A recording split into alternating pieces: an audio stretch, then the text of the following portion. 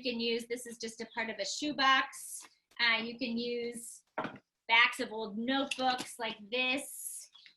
You can even cut up a box like this. I ate all my tacos. And then you need some paper. You can use colored paper. I use recycled paper. This has old stuff on it, and so I've got that, or you can use just regular paper, whatever you've got. Then I like to use paper clips for a variety of reasons that I will explain later. Essential ingredient is a rubber band and a stick. And a stick can be any number of things. I have used chopsticks. I use coffee stirrers. Whenever I go to a cafe, I always keep my coffee stirrers. You can use an old paintbrush handle. You can actually use a real twig, which is kind of lovely. I've used pencils, pens, anything like that. And then, but if you don't have a rubber band, you can also, or a stick, you can also use ribbon or string or yarn to bind this book. But also I'll show you both methods. And then an essential ingredients is decoration materials. And this can be anything from stickers to, I like to use magazine and catalog pages. You can use markers and things like that. Oh, also tools, really important tools. I can't forget about tools. Sometimes I forget about tools. Hole punch, really key. Scissors, helpful. And if you want to use a ruler, you can use a ruler. I don't think you really need a ruler, but you can if you want to. And those are the essential ingredients. So if people need to go gather those materials, feel free to do that now. And I'll just tell you a little bit about the Craft Center.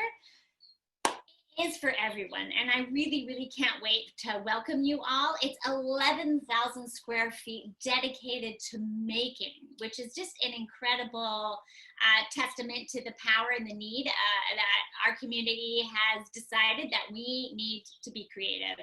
We need to get our hands dirty. And throughout my career, which has always been in arts and arts education, I have seen how hungry people are to make with their hands. And so I'm so excited to be part of the Craft Center 2.0. Some of you know about Craft Center 1.0. And now we closed because I used to teach at the old Craft Center. It closed in 2012, I believe, and now is up for, sort of a second life. We're gonna have ceramics, we're gonna have jewelry, we're gonna have some glass art, not glass blowing, but glass art, some fused torch work. We're gonna have woodworking. We're gonna have surfboard shaping, which is so exciting. And then we're also gonna have a prep kitchen, and we're gonna be able to do everything in there from making soap to baking cookies to doing kimchi, all sorts of different things. So I really welcome you guys to come check that out. We're gonna open, hopefully, beginning of 2021. So stay tuned for that. We're on Instagram and Facebook, so you can kind of keep abreast of any movement that we've got going on there. We're also going to have some DIY holiday gift workshops online in November. So stay tuned. So, all right, let's get this party started. So this is a sample. If any of you looked at the stop motion animation that I put together, I basically put this book together and recorded each step so you could get a sense of how I made this sample. What I love about this construction is it's not permanent, right? You can put it together and take it apart really easily. You can add new pages, you can change things, you can mix it up. It's really reusable. And what I love also is you can use sustainable materials. Jen, that's for you. This is the top of a frozen dinner from one of my colleagues at work at my old job, which I saved all of these. I thought they were super cool. And so I'll show you a couple different examples, but this is up to you to design your book how you want it, right? So thinking as you start to play with the materials, what could you use this for? Would this be a photo album? Could this be a sketchbook? Could this be a notebook? Could this even be a clipboard if you're out and about making notes of things? Could this be a journal? Because what I'd like us to do is, after we've constructed our books, I'd like you to take some time to decorate the cover in order to reflect its function, right? So, you know, I love to make practical art, and I think it's fun to be able to make things you can use that are not only aesthetically pleasing or aesthetically interesting, but that also have a function, and you can use this in your daily life somehow. So this is one sample. I'm going to show you just a couple other samples. So that my first sample was a vertical sample. This is a horizontal sample, also just super simple. And blank, I haven't used any of these yet. This one, I used the coffee stirrer, and I used collage. I just used magazines to collage the cover. I was thinking that I might write something about the lagoons in my neighborhood. This is just another example. This is just a little bit fancier. I put a spine on it. It's pretty much purely decorative, but it kind of holds the construction together a little bit more robustly. So there are options. So looking at the, and you probably can't see this very well, the instructions that we posted online for you guys is, and it includes dimensions, but ignore the dimensions. You can make this whatever size you want. So the first thing is to get your cardboard, right? And then you want to pretend that I haven't punched the holes in yet, right? And then you want to cut your pages to the size that are going to fit your cardboard. And I like to give myself a little breathing room. Sorry, sometimes I forget that I have to show this to the camera. You have to give yourself some room around the edges, or you can try and make them flush. I am a sloppy perfectionist, so I like to give myself lots of wiggle room. So in this case, I just cut my pages a little bit smaller than my cardboard backing. And then I'm going to give you guys my secret trick to lining up the holes almost perfectly. Remember, I'm a sloppy perfectionist, so nothing is ever quite perfect. I love paper clips, and I have a whole bunch of paper clips right here. I love paper clips because they essentially are your third hand, right? So I neatly sort of tap, tap, tap. So it's really hard to see. I go like this with my pages. And then using a paper clip, I just hold them together so that they're nice and flush with each other. So they're neatly stacked on top of each other, just like this. And that allows me to be able to punch my holes so that they more or less line up properly. And these all have to line up all together. So these holes, the width of these holes have to match the width of this one. And how you determine how big your, there we go, I needed my rubber band, how far apart you want to make your holes is dependent on your rubber band. Now, I did not realize that rubber bands came in so many shapes and sizes, but you want your rubber band, you want your holes to be spread far enough apart that your rubber band is slightly taut, not overly taut, because if you make your holes too far apart and you have to stretch your rubber band really far, what happens is that you'll pull your pages together. Unless you're using super thick cardboard, it will just bend, it will cup your book construction in a way that you might not like. It's not the end of the world, because you can always repunch holes or find a new rubber band. The other trick I want to share with you is tying knots in your rubber band. Sometimes I've been stuck with a rubber band that is just simply too big, and so I just shorten it by tying knots in it, which is very simple, very easy, right? And then other times I'll have the construction so big that I have to make 3 holes, right? So this you can kind of see is I've made 3 holes and I've used 2 separate rubber bands for this construction because none of my rubber bands were long enough to be able to fit 2 holes if they were that far apart, right? So test your rubber band, see how far apart it is to make it just a little bit taut. You know, this isn't an exact science. You're going to have to sort of figure it out. And since I can't dive through my computer screen to come physically help you, you're going to have to trust yourself, which I know you can do. You'll be fine. So, so using your rubber band, I pretend I have just punched my holes with my handy dandy hole punch, just like this. Punch, punch. And then I line this up using my rubber bands, and then I can punch my holes using these as a guide, or vice versa. You can punch this first and then use that as a guide to punch your other holes, right? So then what I do is I need to now thread my rubber band, or if you want to use yarn or ribbon instead, sort of thread my rubber band through all of this stack of pages. And I'm going to diagram, because I love drawing on a whiteboard. Who doesn't like to draw on a whiteboard? I really like drawing on a whiteboard. I'm just going to give you a side view of how this is going to look. So I'm going to try to see if this works. So pretend that this is a side view of my cardboard, right? And then here are my, I'm gonna use color. Here are my pages of paper, right?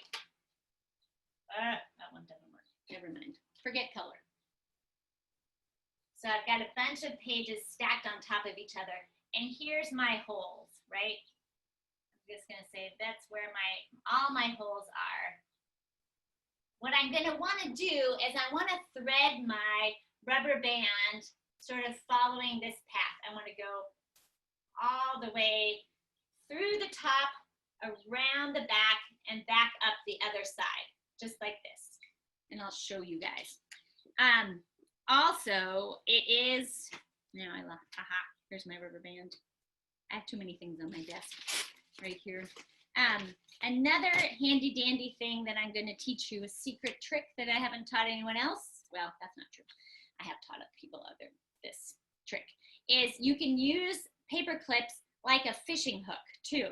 So I'm going to also use one of my sticks to line my holes back up a little bit so that it's easier to thread. So I just kind of go through like that so everything's really nice and centered. I'm gonna line, I have a whole new appreciation for cooking shows, for demonstrating things. It's really hard to remember that I have to face this way. So there I've got this all lined up. I really like these paper clips too, so I'm using this right here. So I can use my paper clip because I don't really have very long fingernails, because you need to thread this little itty bitty rubber band through these holes. And so if I want to, I can use my paper clip as a fishing hook, right? So I poke it through one hole, I loop my rubber band around it this way, and then I can pull that, it's really hard to do this way. I can sort of just slip it through right like that. And then I want to catch this loop so it doesn't go all the way through with whatever stick I've decided to use, right? And I'm going to use my coffee stirrer. So I slip that in there so it can't, whoops, gravity. It slips all the way through this way. And then I pull it tight, just like that, right? And then I'll show you the back side. So that's what it looks like, right? And then I can use my paper clip to push through the other side, just like this. So now I've got my, never mind. I've got my, hold on. You don't want to do it that way. Don't do it that way. Hold on, hold on. So now I'm just going to put it with my thumb like that, And then I'm gonna come around the other side with my fishing hook, catch the other side, just like that. If you have fingernails or are more dexterous than I am, that can work too. Now I've captured the other end of my, why does this not work easy when I'm on camera? Ooh, never mind. Okay, there we go. So I've pulled it through just like this. Am I making everyone seasick by moving too much? Now I've pulled it through just like this, and then I can pull the rest of my stick through this side, and then I can get rid of my paper clip and slide it like that. And then I can get rid of the other paper clips, just like this. And ta-da, I have my stick bind book all ready to use. And you can see it's not that hard to put together. So you can put new pages in as you use up other, some of these pages. If you want to switch things out, you can. You can add a lot of pages to this. And there you go. So I just want to sort of take a moment to see how people are doing with the process. Are there any questions? I'm going to look at the chat and see if there's questions. Raise your hand or let me know somehow if you have questions about your construction, or if you have comments so far. How's it going? I'm looking at the chat. Ooh, all right.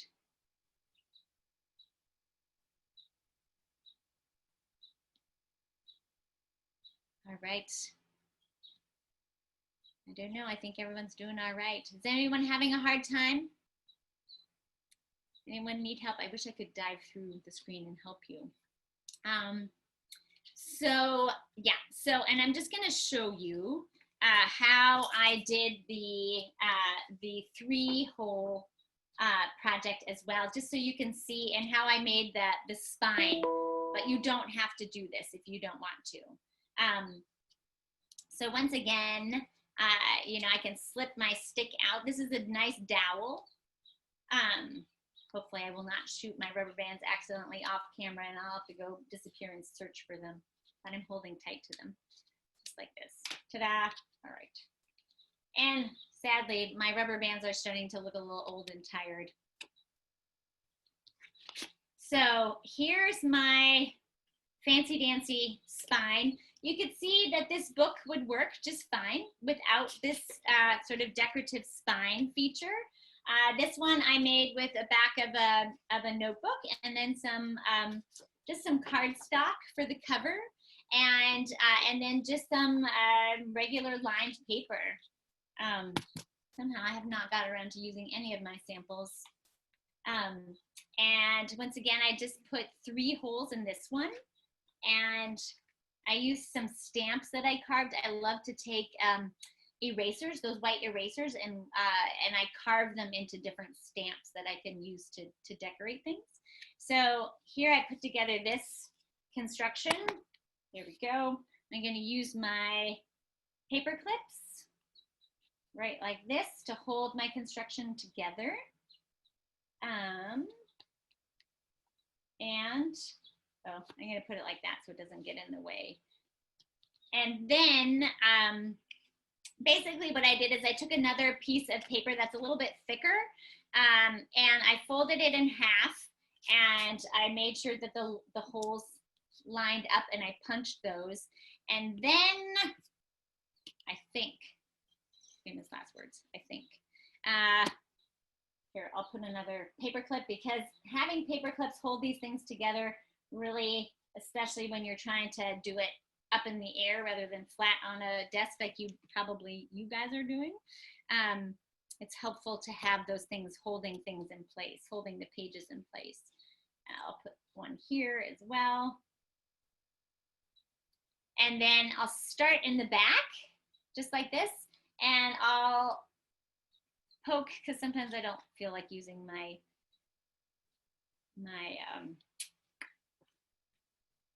fish hook thing.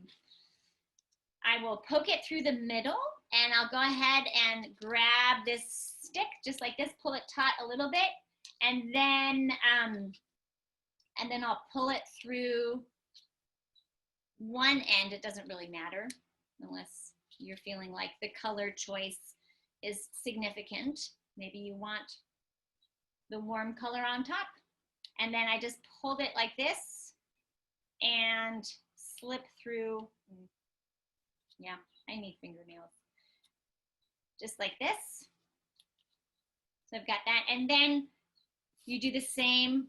Sorry, I keep forgetting. I keep going off camera.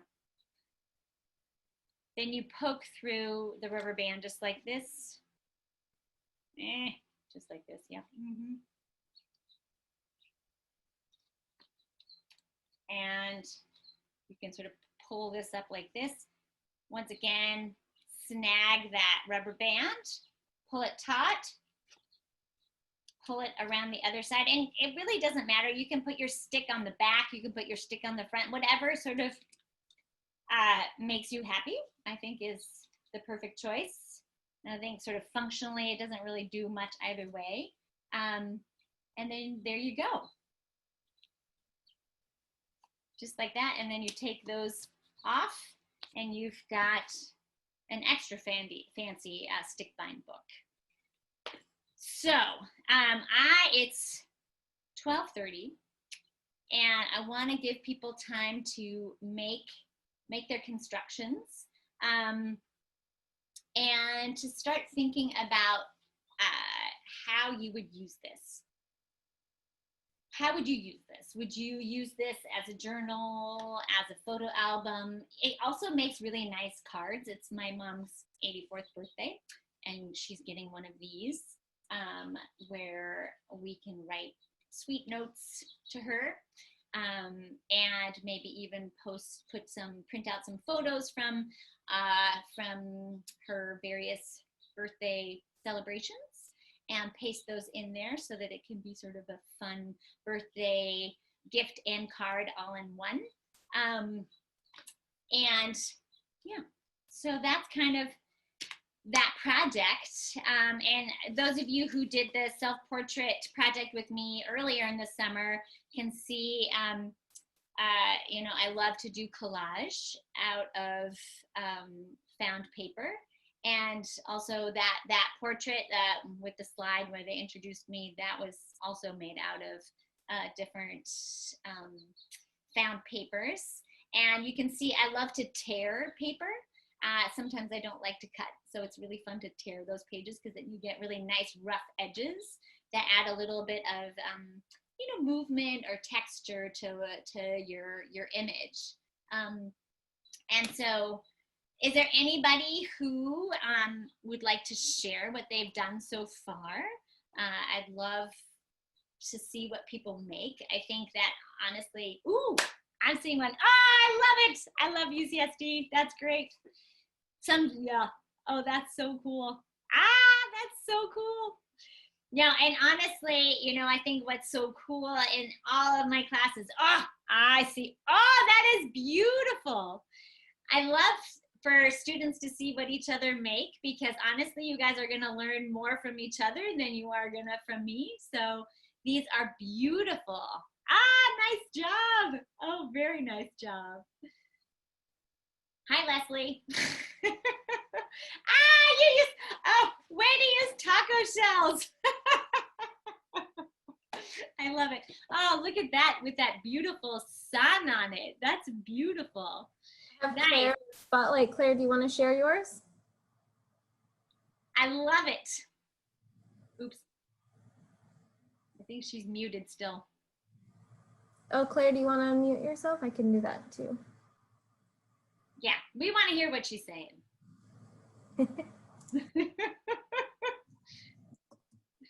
Oh, the fun of Zoom. It's okay. There she goes. It's beautiful.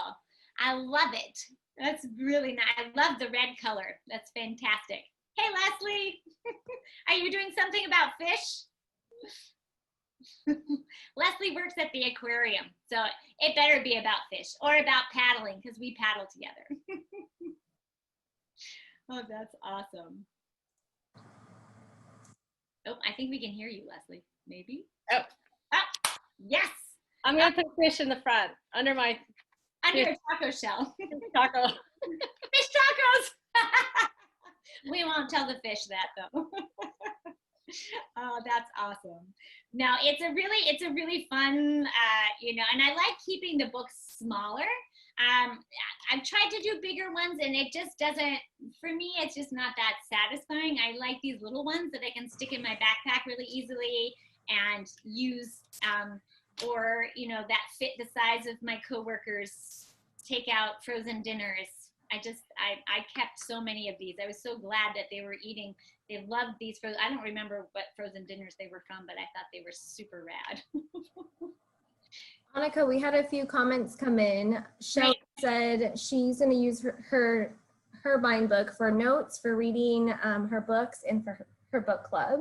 Oh, cool. And we have Amanda Chavez saying that they're making their photo albums with theirs. Nice. And lots of people loving this. It's I apologize if we didn't get those PDF instructions out beforehand, but it sounds like people were able to gather their materials and they're going to start tackling it right now. Excellent. Yeah, and I'm happy if people have questions. I'm super happy to help people with that. Oh, nice, Joyce. I love it. I love it. It's a beautiful. Annika, can you do a quick run through of how you did the rubber band and the bind real fast for those who are joining us a little later? Absolutely. So yeah, it really, either you need some paper clips or you need long fingernails. Since I don't have long fingernails, I use a paper clip. So I'm just going to show you. I'll take apart my sample book, which you may or may not have seen in my stop motion video. That was so much fun to make. So you can see it's super easy to take apart, and the essential ingredients are a backing, like a piece of cardboard. This is, as I keep obsessing about, someone's frozen dinner, the top to their frozen dinner. As Leslie and I have used, we use taco shell boxes. This is a piece of a shoe box that you can also use. You just need some paper. I like to use recycle paper. Did you hear that, Jen? And I like to, and then you need a rubber band, and then you need a stick of some sort. That can be a chopstick, a twig, an old paintbrush, coffee stirs, or a pencil, colored pencil. And then I do like to use, how did I lose them already? Paper clips to hold everything together. You need a hole punch. You can also use X-Acto knives, right, to cut your holes. Or I have just also, in desperation, sharpened a pencil and just punched through. You just have to be careful that your hand isn't on the other side. I've had some near misses. Not very fun. And then the other thing that I think is really the trick to making this successfully is making sure that you space your holes the right width apart. And the right width apart is not necessarily, I know the PDF instructions have exact dimensions. Ignore those or follow them. It's up to you. But they're not necessary. You want to space your holes just far enough apart that match the width of your rubber band that's just slightly taut.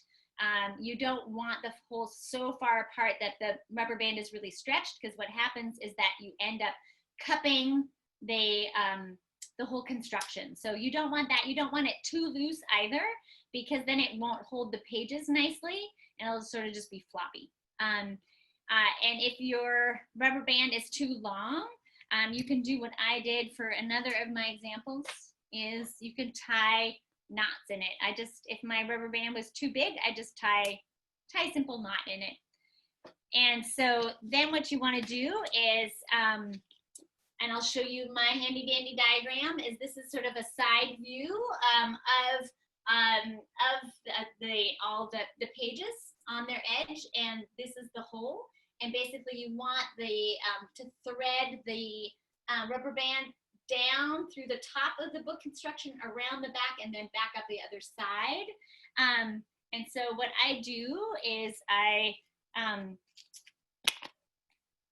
put my pages together, and I will use a my old paintbrush. Hold on. Actually, I'm going to use this is my third hand. This is if you ever wanted an extra hand, then use a paper clip. I use that to hold my pages together. So now I can make sure that my holes line up really nicely, just like that. And then I make sure that those are all lined up with my backing as well. I'm going to use this nice big paper clip for that. So now everything's held together really, really nicely. And so then I can thread my rubber band through the top, just like this. I'm going to attempt to do it without here we go.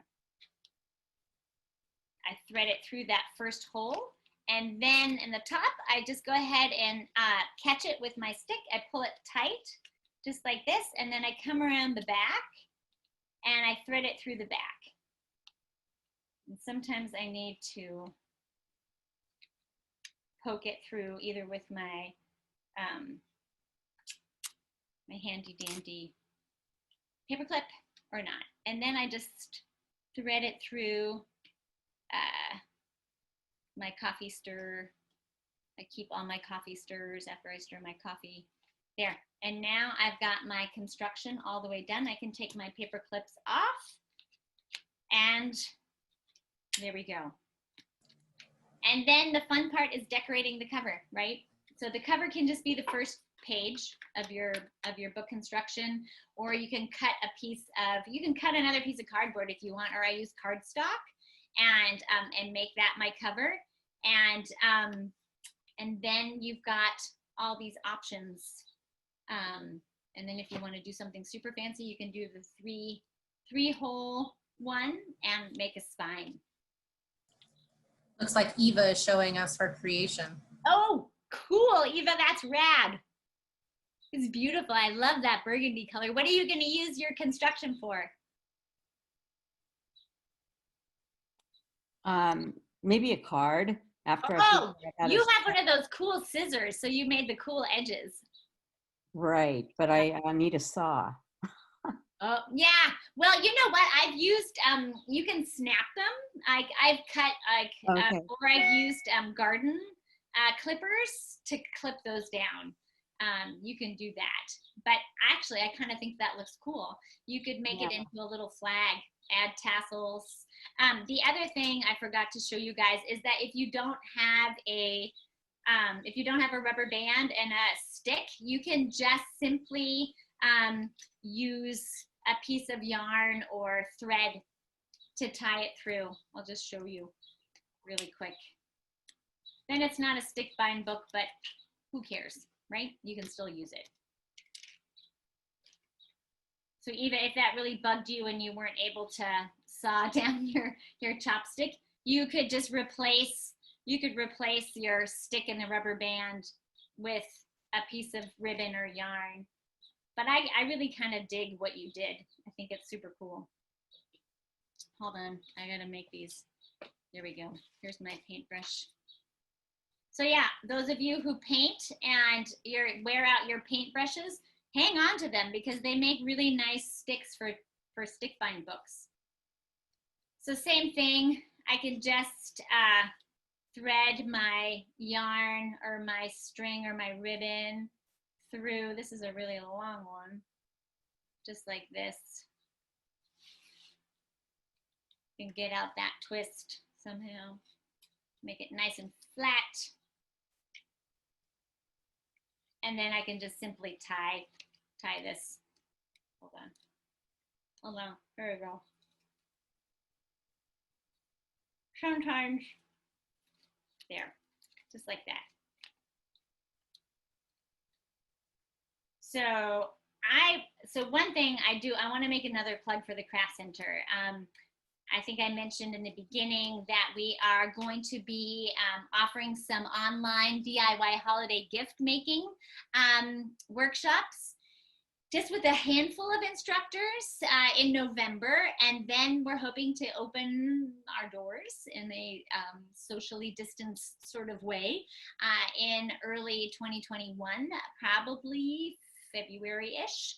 And we'll start with some open house activities where you can come, maybe make Valentine's to the planet, Valentine's to your partners, Valentine's to yourself, Valentine's to being creative, anything you want, and meet some of our instructors, check out the facility. It's 11,000 square feet of making space, which I just can't tell you. That is just so exciting to me and hopefully to all of you, because it's there. It's for all of us. It's for staff, faculty, students, community. We're going to have ceramics. We're going to have jewelry. We're going to have some glass torchwork, not glass blowing like the old Craft Center did, but we'll have woodworking. We'll have surfboard shaping. We'll have a prep kitchen where we can do everything from making soap to probably candles, to cookies, to healthy snacks. And then we'll also have a huge space dedicated to mixed media, so we can do everything from mosaics to fiber arts. I have some amazing instructors who just do incredible things. And so I really invite you guys to come and check us out. We also have a small presence on social media because I am a staff of one. We're wearing many, many hats, but we're slowly starting to build up a presence on Instagram and Facebook, so you can kind of catch us, see what's going on there. And we are working on a website, so we will have that soon enough. And I'm really excited to see you guys all there and come and play with us.